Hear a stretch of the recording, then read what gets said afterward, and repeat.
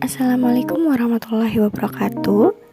Hari ini saya akan melanjutkan praktikum saya yang ke-8, yaitu tentang sistem pencernaan manusia. Adapun tujuan praktikum saya kali ini untuk dapat mengurutkan bagian dari sistem pencernaan, mulai dari mulut hingga bagian anus. Alat dan bahan yang saya gunakan kali ini ada catatan kecil, tripod, handphone, dan juga gambar pencernaan.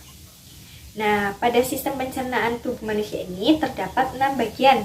Di antaranya yang pertama itu adalah mulut. Nah, di dalam mulut ini terdapat juga 3 bagian yang berbeda.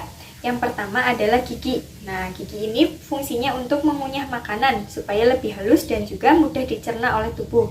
Nah, gigi ini dibagi menjadi 3 bagian. Yang pertama ada gigi seri, itu fungsinya untuk memotong makanan. Kemudian yang kedua gigi taring untuk mengoyak makanan, dan yang ketiga itu gigi geraham untuk menghaluskan makanan. Nah, bagian yang kedua yaitu adalah lidah. Lidah ini merupakan indera pengecap untuk berbagai macam rasa, seperti rasa manis, asin, pahit, dan juga asam.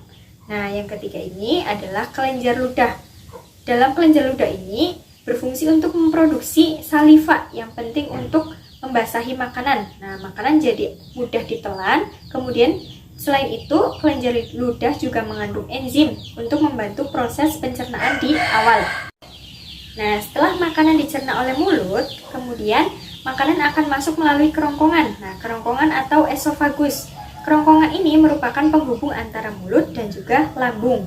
Nah, dalam proses di kerongkongan ini terjadi gerakan peristaltik atau gerakan mendorong makanan dari mulut menuju ke lambung.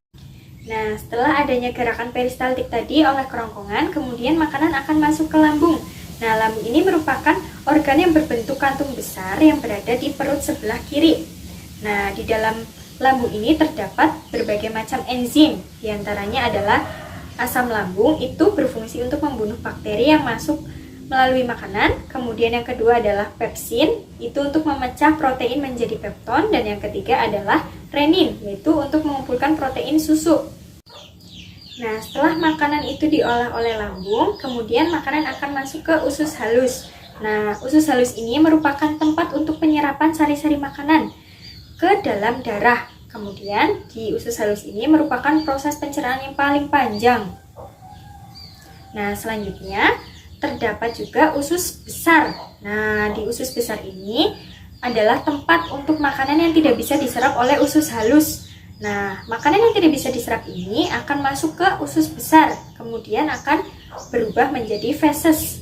Nah, di dalam usus besar ini terdapat bakteri Escherichia coli yang membantu pembusukan sisa makanan. Yang ini menjadi dan pada usus besar ini bakteri tersebut akan membantu pembusukan pada sisa makanan yang akan menjadi feses. Nah, bagian sistem pencernaan manusia yang terakhir yaitu adalah anus. Nah, anus ini merupakan tempat bagi feses yang sudah terbentuk oleh usus besar. Nah, usus besar yang memproduksi feses ini akan masuk ke dalam rektum. Nah, rektum ini merupakan masih bagian dari usus besar. Nah, usus besar yang mengarah ke anus. Nah, anus ini merupakan tempat bagi keluarnya feses. Nah, jika rektum sudah penuh, ini akan memicu otot sphincter untuk melakukan pembuangan feses melalui anus. Nah, anus ini merupakan tempat pembuangan feses. Nah, itulah fungsi dari masing-masing organ dalam sistem pencernaan manusia. Semoga bisa membantu. Terima kasih. Wassalamualaikum warahmatullahi wabarakatuh.